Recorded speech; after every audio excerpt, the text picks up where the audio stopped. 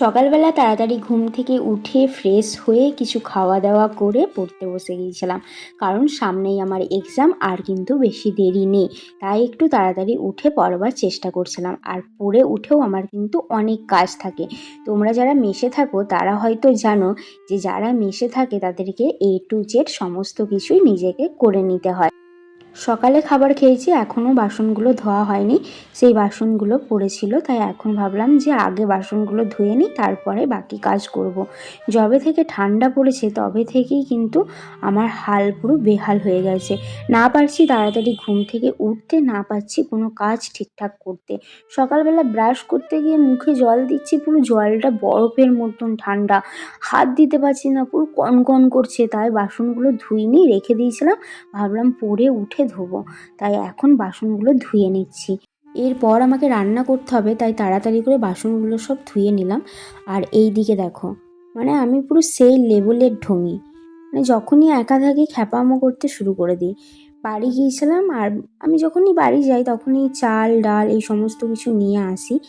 আর এই চালটা ভাত খেতে গিয়ে দেখছি বেশ কয়েকটা কাঁকড় মুখে পড়ছে, তাই মা বলেছিল রান্না করবার আগে হালকা করে একটু হাত বাছন দিয়ে নিবি, কাঁকড়গুলো সব ফেলে দিবি।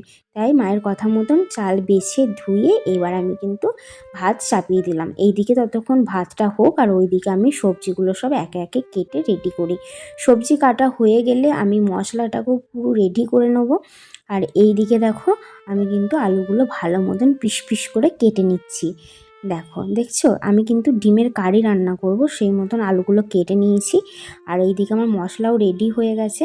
আর এইদিকে লঙ্কা গুঁড়ো ঢালতে গিয়ে দেখছি লঙ্কা গুঁড়ো পুরো শেষ হয়ে গেছে। আমার একেবারেই খেয়াল ছিল না যে লঙ্কা গুঁড়ো শেষ হয়ে গেছে, কাঁচা লঙ্কাও নেই যে কাঁচা লঙ্কা দেবো। আর এখন আমার পুরো মাথায় হাত, চিন্তা পড়ে গেছি। ওইদিকে আমার অলরেডি তরকারি বসিয়ে দিয়েছি। আর এখন আমি তাই তাড়াহুড়ো করে বেরিয়ে গেলাম লঙ্কা গুঁড়ো কিনতে। এই দেখো লঙ্কা গুঁড়ো আমার কেনা হয়ে গেছে, আমার ভিডিও করা হয়নি কারণ দোকানে অনেক ভিড় ছিল। বললাম না যে তরকারি আমি চাপিয়ে দিয়েছি, এই দেখো তরকারি কিন্তু আমার অলরেডি হয়ে এসেছে। আর এই দিকে আমি হালকা একটু সস দিয়ে নেব, টমেটো যেহেতু নেই তাই একটু সস দিয়ে নেব। সস দিলেও মোটামুটি খেতে খারাপ হয় না। এখন খেয়ে দেখি কেমন লাগছে। ভালোই হয়েছে, খুব যে খারাপ হয়েছে এমন নয়। তবে আজকের এই মিনি ব্লগটা তোমাদের কেমন লাগলো অবশ্যই কমেন্ট বক্সে জানিয়ে যেও।